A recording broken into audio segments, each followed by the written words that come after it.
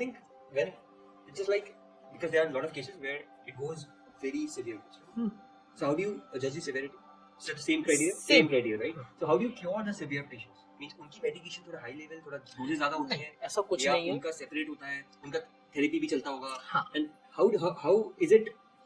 Because as a patient उनको पता नहीं है, जैसे मुझे नहीं पता कि मेरे अंदर क्या मुझे नहीं समझ में आ रहा. So मैं पहले आपके पास आऊँगा, तो आप बोलोगे अच्छा ये कर लो, ये कर लिया. And then कभी ऐसा होएगा कि वो चीज़ consistently हो रही है और वो ठीक नहीं हो पा रही है, and then मुझे आपको बताना ये चीज़, right? बट मैं शायद मिस कर गया या मैं नहीं बता पा रहा हूँ किसी भी वजह से, फिर मैं क्या कर रहा हूँ और डोजेस ले रहा हूँ, तो उससे साइड इफेक्ट्स और हो रहे हैं बॉडी में, right? Because every dose has a limited side effect, as you mention, but there is a side effect and you don't know, like in every human body different things happen, right? when you consume things. So what is the question is that severe ना हो उससे पहले क्या क्या चीजें बरतनी चाहिए हमें?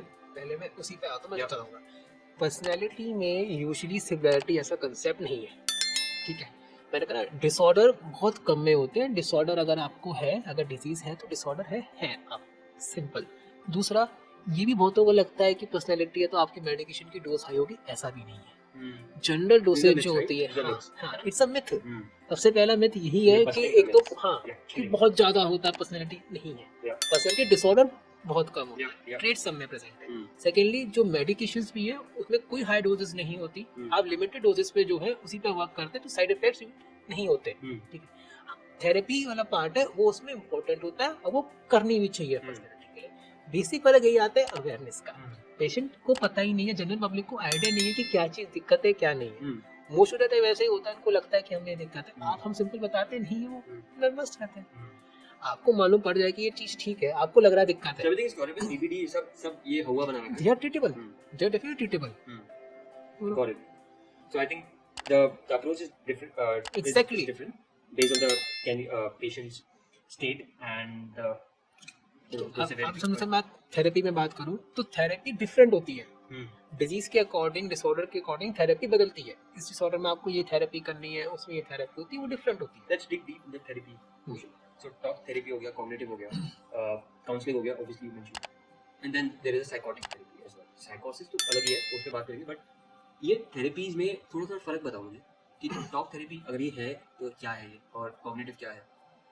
And because for the people who would be choosing this profession, तो उनको पता होना चाहिए, और इन जनरल लोगों को पता होना चाहिए कि थेरेपी में लोग professionally like as I am a professional, we are being trained, हमें तो नॉलेज हो जाती है बिकॉज़ वी स्टडी इट.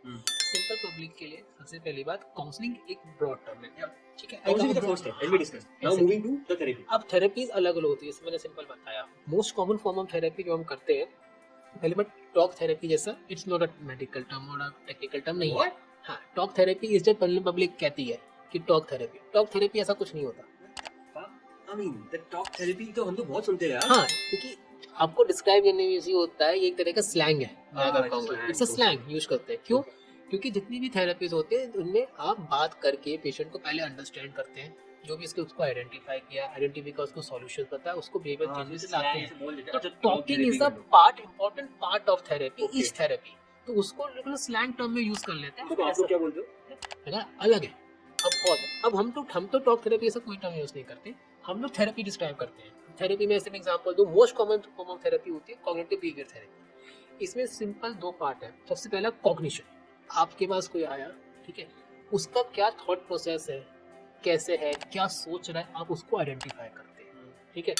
कोई भी डिजीज होती है उसमें यूजुअली थॉट प्रोसेस में गड़बड़ होती है. इसको हम टर्म यूज करते हैं कॉग्निटिव डिस्टॉर्शंस, हम टर्म यूज करते हैं. बेसिकली उसका सोचने का तरीका बदल गया है, सही नहीं है, थोड़ा उसमें बदलाव आ गया है.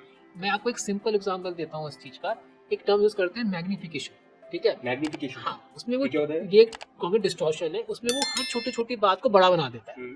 ऐसे वो जा रहा है, ठीक है, उसको जाते जाते कोई दिमाग में आपको लगेगा अरे पता नहीं मेरे साथ क्या हो जाएगा, बहुत सारी एक छोटी सी बात को बड़ा कर देना. है, मान लीजिए वो गया आज, उसको क्या कहते हैं, खाने में खराब सब्जी मिल गई, तो उसको लगेगा मेरी जिंदगी खराब है, मेरे साथ ही ऐसा होता है. उसने छोटी सी बात को इतना बड़ा बना दिया. ये गलत है. हम ऐसे डिस्टॉर्शंस होते हैं उसको आइडेंटिफाई करते हैं, ठीक है, फिर उस पर वर्क करते हैं. हम उसको समझाते हैं कि ये चीज नहीं करनी, ये आप गलत सोच रहे हैं, ठीक है. सेकेंडरी पार्ट होता है बिहेवियर. अब किसी के दिमाग में ये सोच आ गई कि ये चीज सही नहीं है, तो उस पर ऐड करेगा, कुछ करेगा, तो हमारा पहले हमने आइडेंटिफाई किया क्या क्या गड़बड़ उसमें है, ठीक है, उसकी वजह से वो क्या क्या एबनॉर्मल बिहेवियर कर रहा है। एक क्लासिक एग्जांपल जैसे ओसीडी में आपको बहुत कॉमनली देखने को मिलेगा, उसके दिमाग में छोटी सोच आ गई कि ये चीज़ गंदी है, ठीक है, वो बार बार साफ करेगा धोएगा, ये बिहेवियर हो गया। सोच गंदा है, बार बार हाथ धोना, चीज सफाई करना, ये बिहेवियर है, ठीक है। डाउट में हाँ, मेरा कुछ भी हो सकता है। सोच डाउट में जैसे उसने चिटकन बंद करी, उसके दिमाग में आ गया नहीं बंद करी, बार बार जाके चेक करेगा, ठीक है। It happens with all of us, yeah. ऐसे होता है ना, We हर double चीज check, triple check तो लोग करते हैं Yeah, normally। yeah, yeah. बार बार लगातार करना, अपने काम में करना, वो है। तो कॉग्निशन बिहेवियर दो पार्ट है, ठीक है, हम उस पर वर्क करते हैं, क्या प्रोसेस है और उसको कैसे डीलिंग करना है, इससे करते हैं। अब किसी को किसी जगह से घबराहट होती है, किसी को एग्जांपल पब्लिक स्पीकिंग से फियर है, वो पब्लिक पे जाके बात नहीं कर सकता। सब लोग, बहुत लोगों को होता There's so many, you know, है इससे, influencers. हाँ, ठीक है। आप उस पर वर्क करो, आपने आइडेंटिफाई किया कैसे बनी, ठीक है। यूजुअली कोई होता है कि कोई इंसिडेंट हो गया, ऐसा कुछ हुआ जिसकी वजह से बनी, आप उसको आइडेंटिफाई करेंगे, उसको डील करेंगे, फिर उसको तरीके बताएंगे कि आप पब्लिक से स्टार्ट करें, 2 लोगों से स्टार्ट करें, 4 से, इस सिचुएशन में थोड़ा थोड़ा क्राउड लिमिट करें और ऐसे वर्क करें उसमें। तो ये होता है, तो ये पार्ट होता है कॉग्निटिव बिहेवियर थेरेपी का। Hello, everyone. Myself Viraj Goyal. Would love to know your feedback on this podcast. Please like, comment, and subscribe. Hit the bell icon. Many thanks.